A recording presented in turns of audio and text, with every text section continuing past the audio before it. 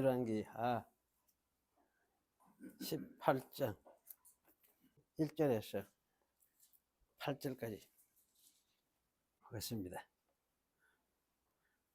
사실은 18장, 19장, 20장까지 뭉뚱그려 다 해야 되는데 하다 보니까 이 부분은 또 차근차근히 좀 생각해 봐야 되겠다 싶어가 그래 차근차근히 한번 생각해 보려고 합니다.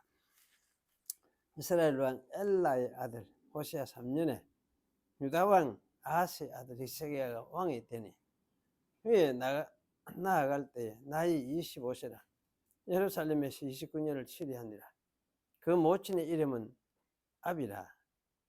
아비라는 말이 이게 내 아버지가 갈 때 내 아비 그러면 내 아버지 이래 되는 게인데 그냥 아비예요. 그래서 스가리아의 딸이더라.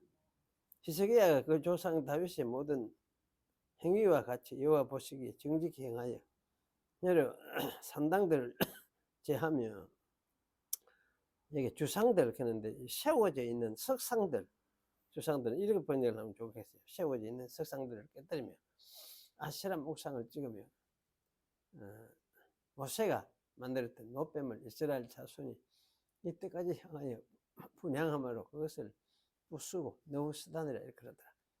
히스기야가 이스라엘 하나님 여호와를 의지하였는데 그의 전후 유다 여러 왕 중에 그러한 자가 없었으니 곧 저가 여호와께 연합하여 그를 추종하면서 하는 말이 이게 조금 빠져본 거더라고. 추종하면서 떠나지 아니하고 여호와께서 모세에게 명하신 계명을 지켰더라. 여호와께서 저와 함께 하시매 제가 어디로 가든지 제가 하는 것 전부 그로 되어 있죠. 우리 새로 번역에는 그 어디로 가든지 형통하였더라. 그가 아수르 왕을 배척하고 섬기지 아니하였고 블레셋 사람을 쳐서 가사와 그 사방에 이루어 망대에서부터 견고한 성까지 이르렀더라. 들어가신 하나님, 이 시간도 하나님 말씀을 함께 듣고자 합니다. 옛적에 역사하시던 하나님의 역사를 통해서 또 그 기록된 말씀을 통해서 우리가 오늘날 함께 또 하나님 말씀을 생각하고자 하오니 이 시간도 오셔서 옛적에 기록된 말씀 속에서 또 우리에게 말씀하시는 신령한 뜻이 무엇인가도 잘 보고 깨닫는 그런 시간이 될 수 있도록 축복해 주시고 또 오지 못한 성도들도 어디에 있든지 주께서 그들의 마음을 주님이 주장하시고 올바로 세워서 하나님 앞에서 하나님의 백성으로서 살아가는 그런 하나님의 사람들이 되도록 주님이 은혜를 베풀어 주시옵소서. 이 시간도 주의 영이 저희와 함께 하시고 저희를 이끌어 주시옵소서. 그 주 예수님의 이름으로 기도하옵나이다. 아멘.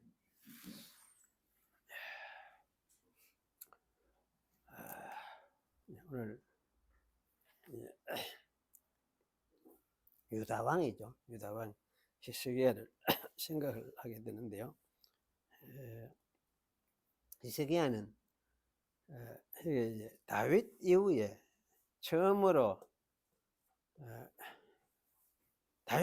다윗이 비금가는 그런 어떤 왕으로서 이야기를 하고 있어요. 그래서 그 조상 다윗이 행한 모든 행위와 같이 여호와 보시기에 바른 일을 행하였다라고 평가를 하고 있습니다. 다윗 왕조에서 드디어 다윗이 행한 이 모든 일과 같이 바르게 행한 임금. 이때까지는 사실 그런 사람 잘 없었죠. 이렇게 다윗과 같이 완벽하게 다윗과 같이 행한 사람이 잘 안 나타났는데, 그런데 이제 또 이렇게 드디어 이제 히스기야가 나타났습니다. 그래서 사람들은 이 히스기야를 성군이다 이렇게 성군 다윗 이런 말도 하죠. 하는데 히스기야도 사실 그렇게 부르기도 해요. 굉장히 참 눈물겨운 일이라 생각이 들었습니다.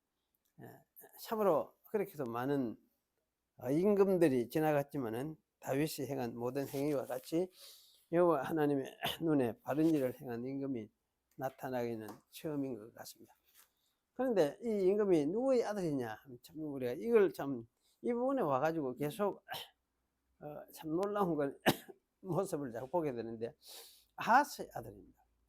아하스는 우리가 16장에서 본 대로 유다 왕 중에서도 가장 악한 왕 중에 한 사람이었죠. 그래서 16년을 유다의 왕으로 있으면서 여호와 보시기에 바른 일을 행하지 아니하고 이스라엘의 열왕의 길로 갔다. 이스라엘 사람이면서도 그야말로 이방인과 똑같이 이방인들의 가증한 일을 본받아서 자기 아들을 불 가운데로 지나가게 하고, 모든 산당과 작은 산 위와 모든 푸른 나무 아래서 제사를 드리며 분향하였더라. 이렇게 말을 했던 그 사람 아하스입니다. 히스기야는 이 악한 왕의 아들이었어요. 그런데 이런 악한 왕의 아들이 다윗과 같은 성분이 되어 나타나고 있습니다. 이럴 때 우리는 하여튼 이게 어째서 이렇게 가능한가 잘 모르겠어요. 저도 어째 이런 일들이 자꾸 벌어지는지. 그리고 저 한마디로 하나님의 특별하고 은혜로운 간섭이시구나, 이렇게 말할 수밖에 없을 것 같다는 생각이 들어져요. 이렇게 이제 히스기야가 왕이 된 때가 이스라엘 왕 호세아 3년이더라, 그렇게 말을 하고 있어요. 그때 히스기야는 이제 25세 왕이라고 이야기를 합니다. 그래서 29년을 왕으로서 유다를 다스렸다, 그렇게 말씀하고 있습니다. 이렇게 이야기하고 여기 이제 이어지는 구절들이 히스기야가 행한 일들을 말하고 있는 말씀들이죠. 그래서 히스기야는 오늘 이 여호와 보시기에 다윗처럼 바른 일을 행하였다고 말을 하는데, 여기 이제 먼저 이야기하는 것이 산당들을 제거하였다, 그렇게 말씀하고 있습니다. 그 제거하였다, 제거했다는 이 말, 히브리 말은 이제 해시를 이렇게 이야기하는데, 그 remove, 그냥 제거, 없애버렸다 또는 치워버렸다, 이렇게 아마 이해를 할 수 있는 말 같아요. 그리고 이제 서 있는 석상들도 깨뜨려버렸다, 그렇게 말했습니다. 깨뜨렸다는 말은 여기 이제 석상들이니까 깨어 부수는 것을 이야기를 합니다. 그래서 뭐 강하게 세게 쳐서 제형대를 갖지 못하도록 깨뜨리는 거, 조각이 나도록 박살내버리는 거. 그렇게 이게 히브리 말도 사실 이 동사가 우리말 사발이 깨분다 하죠. 사발이 깨져. 옛날 사발이 깬다 하지. 발음이 사발이하고 비슷해요. 그게 사바르 이랬는데, 이 사발 깨듯이 깨분다. 그러니까 뭐, 이 사발이라는 동사는 그냥 사발을 깨듯이 박살내버는구나, 그렇게 이해를 해도 될 것 같은 그런 말이기도 합니다. 그래서 아마 돌로서 만들어서 세운 것이니까 이런 식으로 아마 깨서 처리를 했던 것 같아요. 그리고 이제 아세라 목상을 찍으며라고 또 이야기를 하고 있어요. 이 아세라라는 말은 여성 단수형 명사입니다. 앞에는 보면은 여기 주상 같은 거는 복수형으로 이렇게 나오고 있는데, 여기 아세라에서는 유독하게 여성형 단수 명사를 사용하고 있어요. 그래서 이 말이 항상 여성 단수로서 사용되느냐 하면 그렇지도 않아요. 여기 열왕기 34장 3절에 보면은 복수형으로 사용될 때도 있는데 단수형으로 흔하게 사용되고 있어요. 그래서 종종 단수형으로 많이 나오고 있는데, 그래서 이 말이 이렇게 아세라 말이 수풀이라는 말하고, 또 나무, 헬란 말은 덴드로카는 말하고, 또 이제 그 아세라 여신을 아세탈테이카기도 하죠. 이거하고 같이 늘 사용하고 함께 같은 것으로 이제 사용되기도 하고 있습니다. 그래서 이런 걸 볼 때에 우리는 아세라라는 그 목신, 아세라 목신 이렇게 번역을 해놨는데, 사실은 목신하는 번역은 말은 잘 안 나와 있어요. 안 나와 있는데 그래도 아세라 목신이라고 말하는 것이 옳은 거, 맞는 것 같아요. 그래서 여기서 이 목상이라고 번역된 것은 어쨌든 잘된 번역이다, 그런 생각이 들어집니다.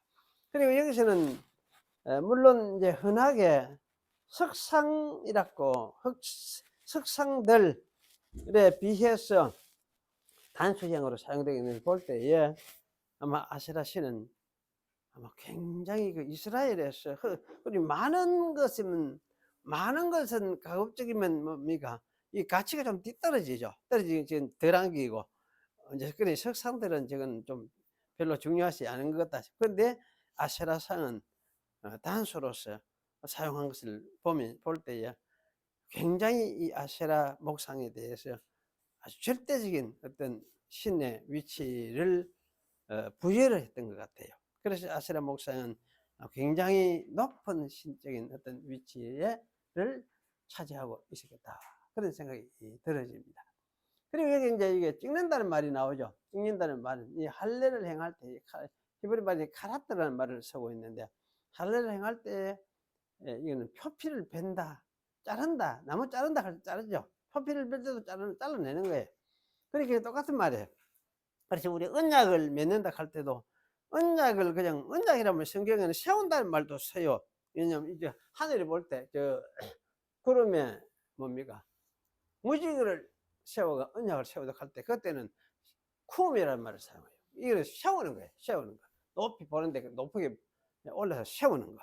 그런데 얘가 이제 그 외에 사람의 때 언약을 맺는다 이렇게 할 때는 그래서 그때는 어떻게 하면 남자들 어릴 때 할례 행할 때 표피를 잘라가지고 이래 할례를 행하고 언약의 표를 삼아서 그랬는지 그거는 또 자른다 해가 자른 나무 베듯이 잘라낸다 이런 말을 사용을 하고 있어요. 그래서 사실은 여기 이제 이 용도 언어들을 단어를 사용한 게 그 아마 그 이제 우상의 성격하고 만들어지는 형태하고 이런 것을 과 아주 긴밀하게 생각하면서 이 단어들을 사용을 하고 있구나. 그런 이제 생각이 떨어져요. 그래서 아마 이 아세라 목상은 이렇게 자른다 이런 말을 사용하면서 뭐 잘라서 사실은 처리할 수 있으니까 아까 그 석상은 때 부쉈지만은 돌가 부수든지 뭐 갱이로가 부수든지 어쨌든 몽치로가 부수든지 부쉈지만은 이 아세라 상은 잘라서 처리를 했던 것을 우리가 볼 수가 있어요. 이렇게 이런 사실은 보통 일이 아니죠. 그리고 이스라엘 사람들은 이제 이 모세가 만들었던 노뱀을 향해서 분향하면서 생겼다 했습니다. 모세 때는 죄를 나무에 달아서 처리하는 것을 상징했던 것이 뭡니까 노뱀이었죠. 장대에 높이 달아서 범죄한 이스라엘이 그걸 바라보고 그러면 이제 그 죄를 지고 사실은 죽는 자를 상징하는 것이니까 그래서 여기 노뱀을 그렇게 했는데 이 백성들이 이걸 또 뭡니까 숭배했어요. 숭배의 대상으로 바꾸어 생겼습니다. 그래서 사람이라는 건 이게 참 옛날이나 지금이나 변함이 없구나. 신비하다고 생각되는 건 어쨌든 무엇이든지 숭배의 대상으로 삼으려고 하는 이러한 인간의 기본 습성이라 할까 이것을 가지고 있는 게 인간이구나 이런 생각이 들어요. 그래서 우리 주변에서 사면 이런 현상들을 꽉 볼 수 있죠. 뭐 이제 이 성상 서물 숭배하는 이런 데서도 볼 수 있고 다른 어떤 종교 행위들에서도 흔하게 볼 수가 있습니다. 그래서 어두움에 빠져 있는 인간 모습의 어떤 전형이다 그렇게 생각할 수가 있습니다. 히스기야는 모세가 만들었던 이 노뱀을 부수고는 그걸 뭐라 했습니까? 너후스단 이렇게 너후스단의 말은 쪼가기 노쪼가기 불가하다 노쪼가기다는 뜻이거든. 그래 히스기야는 참 노쪼가기 불가하다.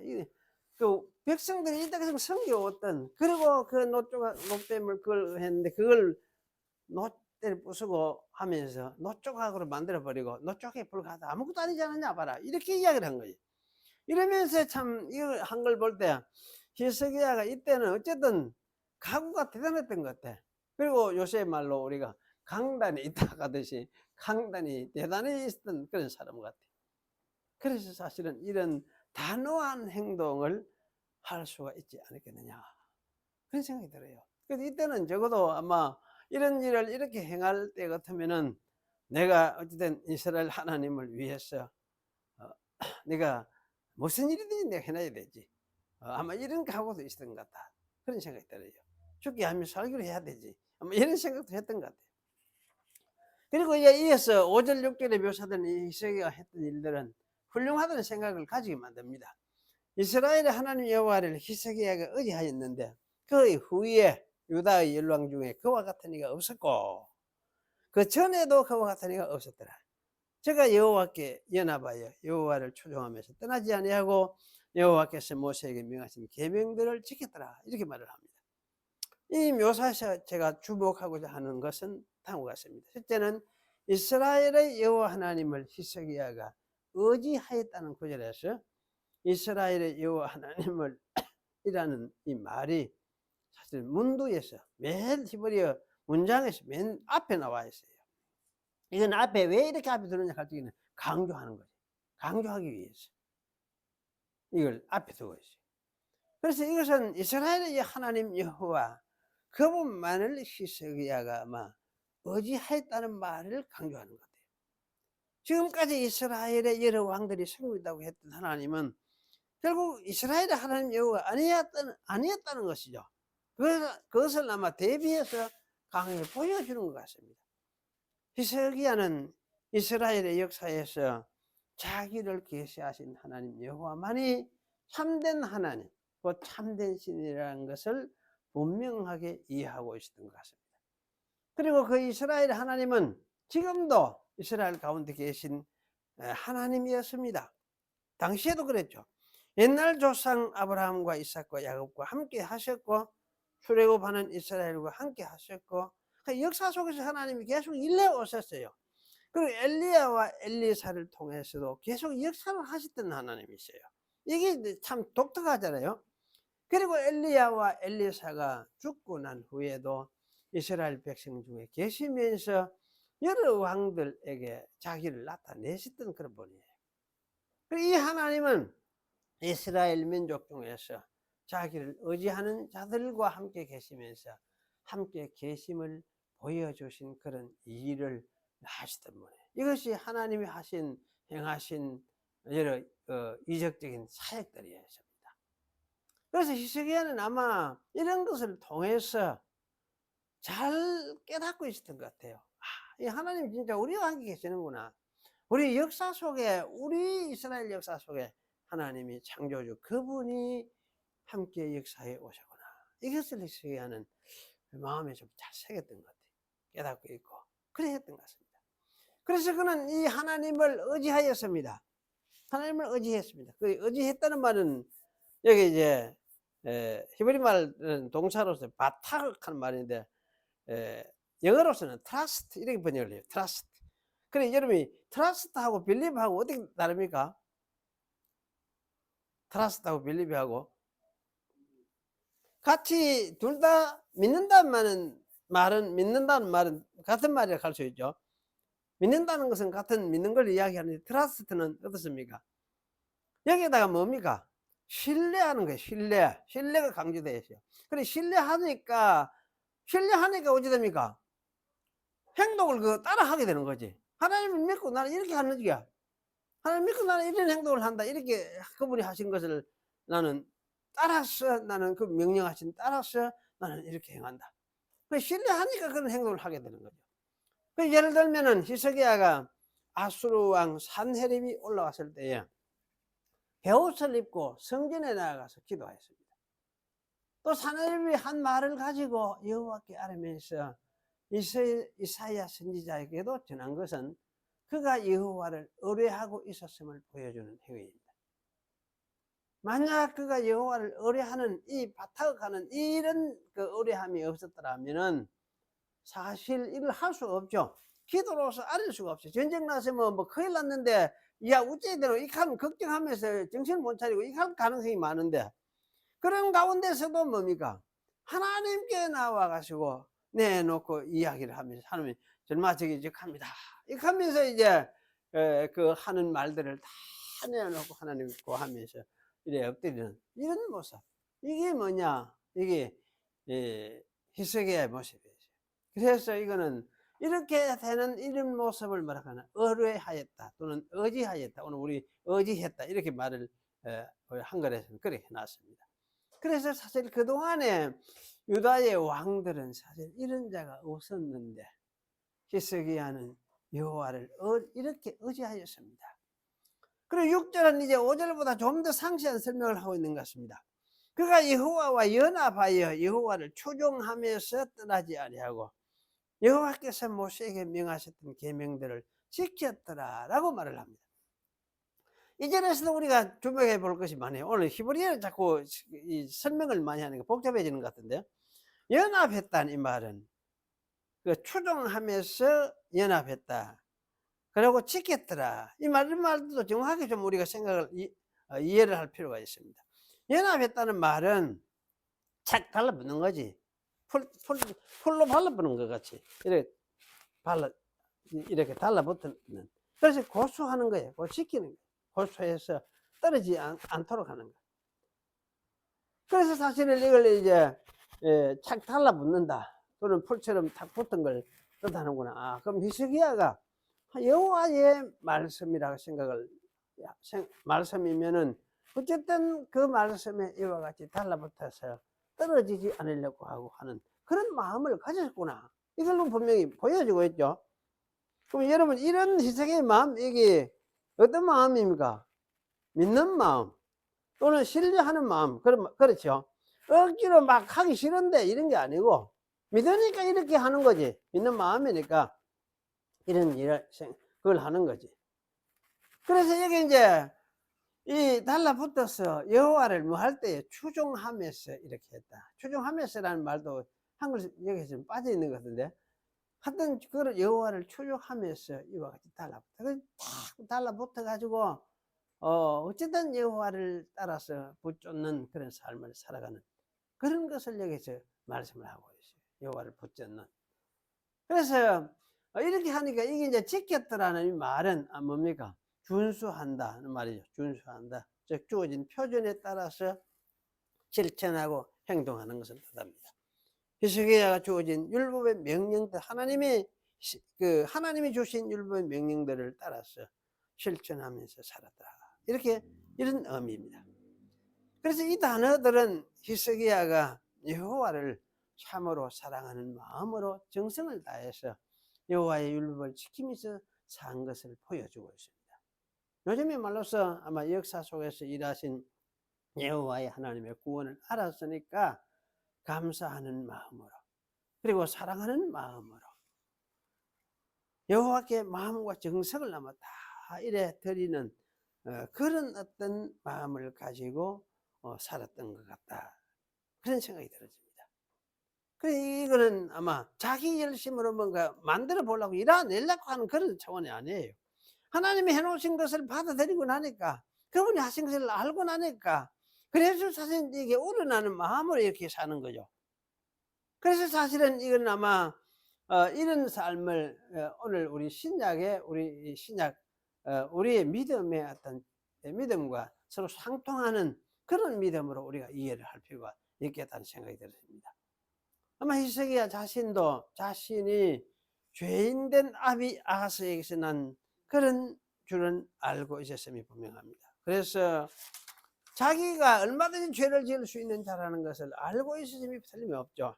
하지만 그는 하나님이 이스라엘 역사에서 함께 계시면서 이래 오신 것을 깨닫고는 그 하나님을 사랑하여서 정성을 다해서 여호와 하나님의 뜻을 준행하려고 하는 마음을 가지고 율법을 준수하면서 살았던 것입니다. 그래서 그는 여호와께서 모세에게 명하신 계명을 지키더라, 그렇게 말씀을 하고 있어요. 그 사랑하는 마음으로. 참 율법 지킨다 하니까 여러분 굉장히 힘들게만 좀 생각하는데, 믿음이 들어오면은 이게 우리가 살아가는 방향이다, 그런 생각을 하고 이제 그걸 따라서 이래 가려고 하게 되죠. 절기요.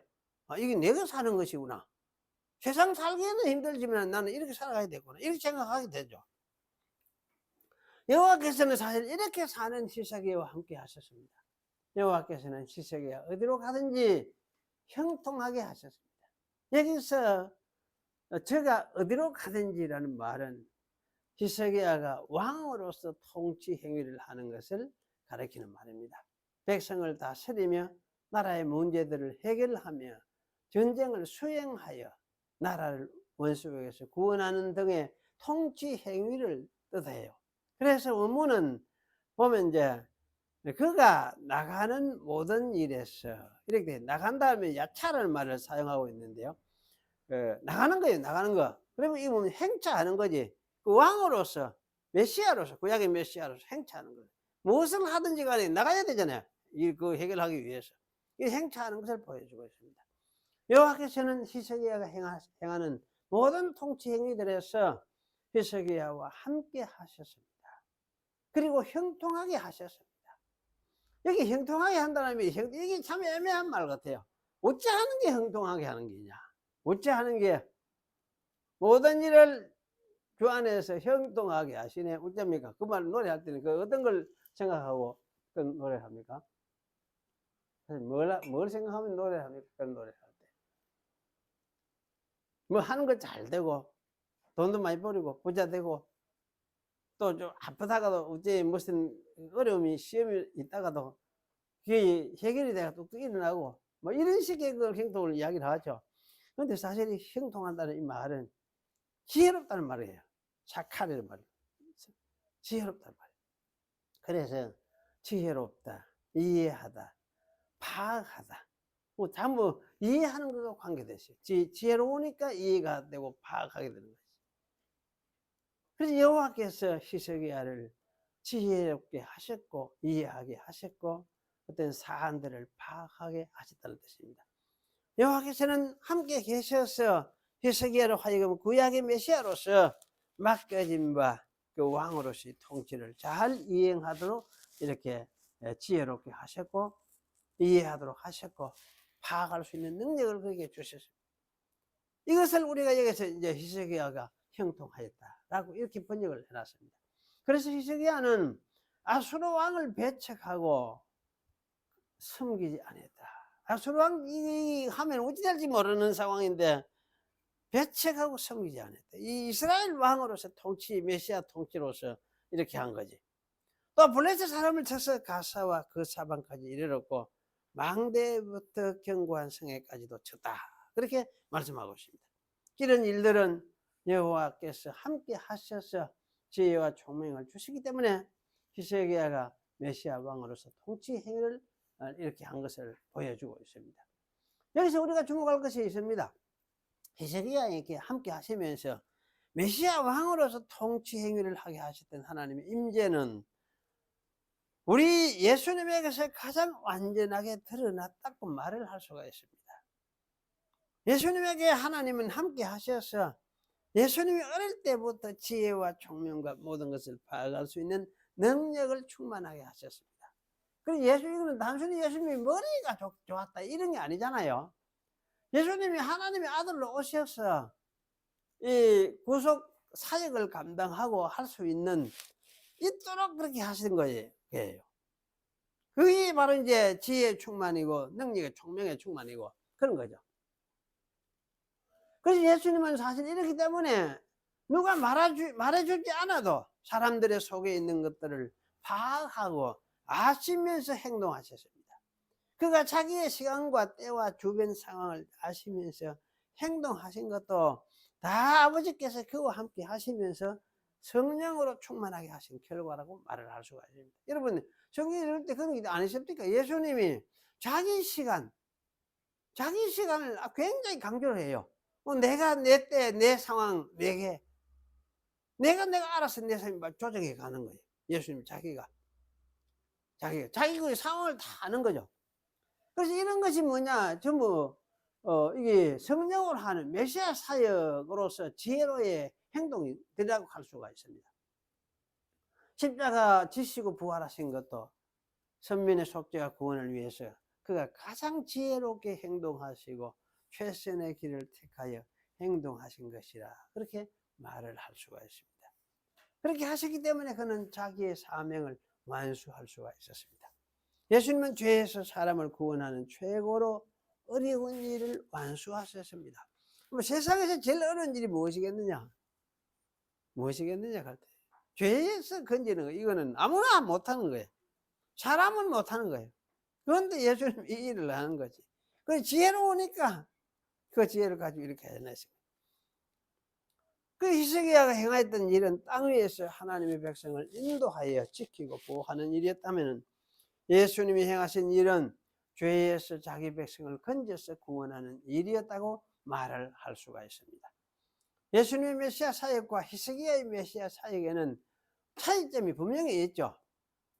분명히 있어요. 구약에는 그냥 이 땅에서 어떤 백성, 즉, 이 원수, 이런 데서 이제 이스라엘을 보호하고 건지는 이것이 메시아 사역이었다면은 신약의 예수님이 무엇입니까?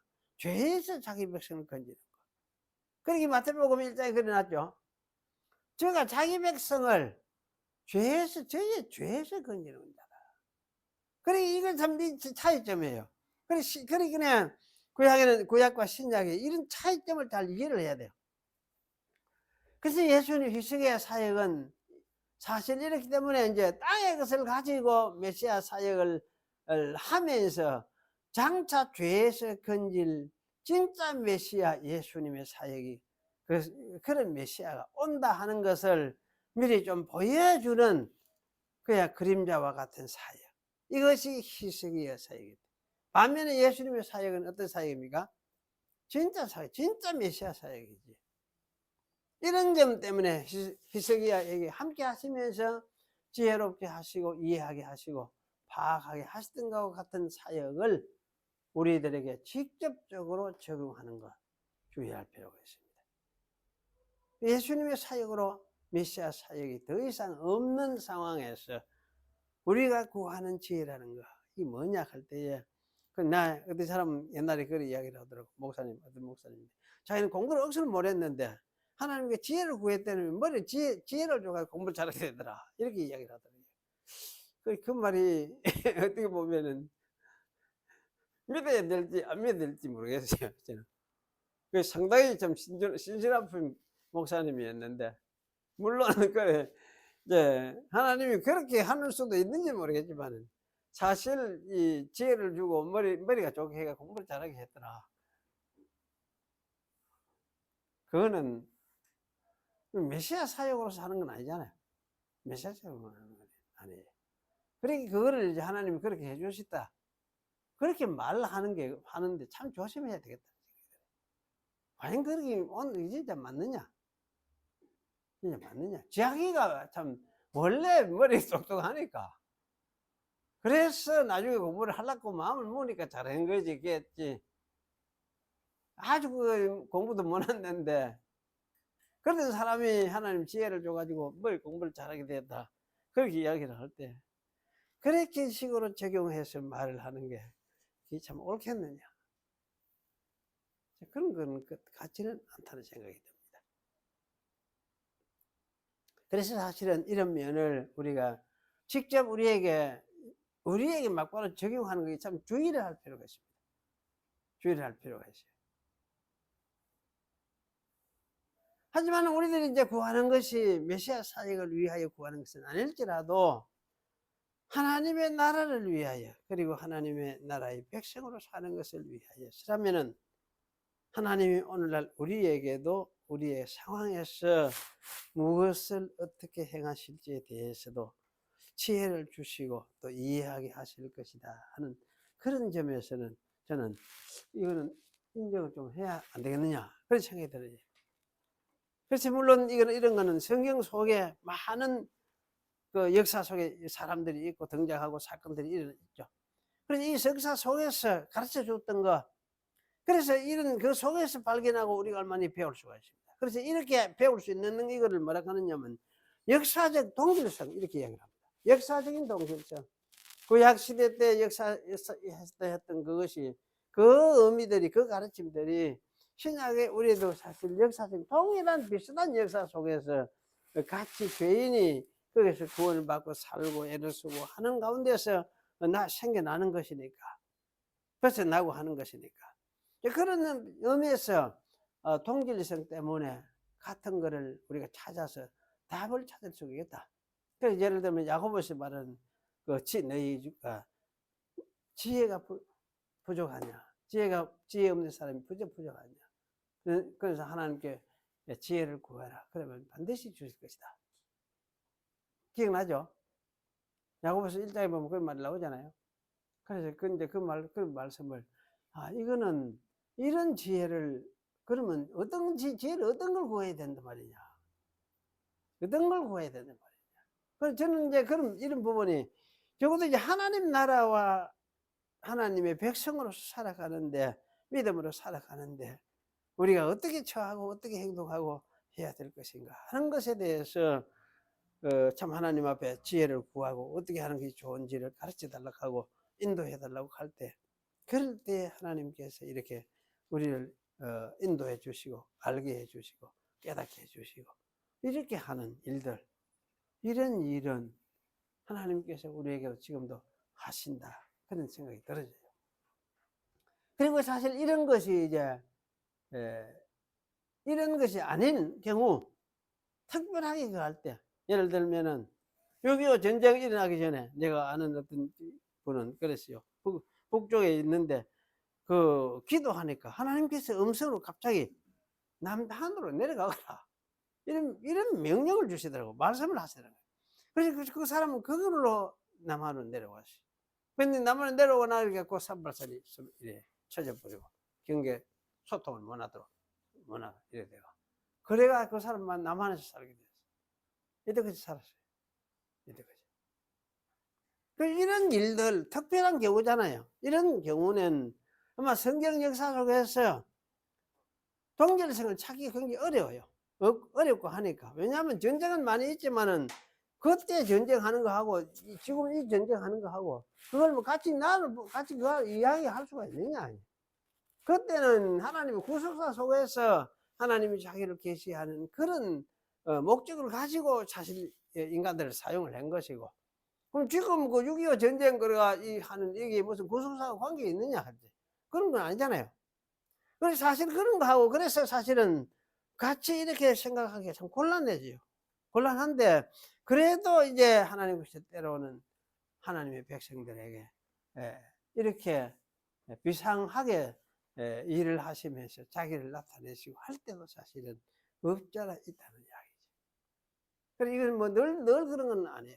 늘 그런 건 아니지만은 사실은 이런 경우가 있다. 왜 성도가 평생을 살아가다가 보면은 이렇게 되는 뜻이 있다. 그런데 참 이렇게 하는 거는, 이렇게 하나님께서 이렇게 해주시는 거는, 그래도 하나님 의지하는 사람에게 이렇게 해주겠죠. 의지하고 기도하는 사람한테 되죠. 기도하는 사람이 왜 기도합니까? 기도하다가 보면 자꾸 뭐를 자꾸 이래 알게 되고, 자꾸 이해가 깊어져 가고, 뭔가 이래 자꾸 이 새겨지는 게 있어, 마음에.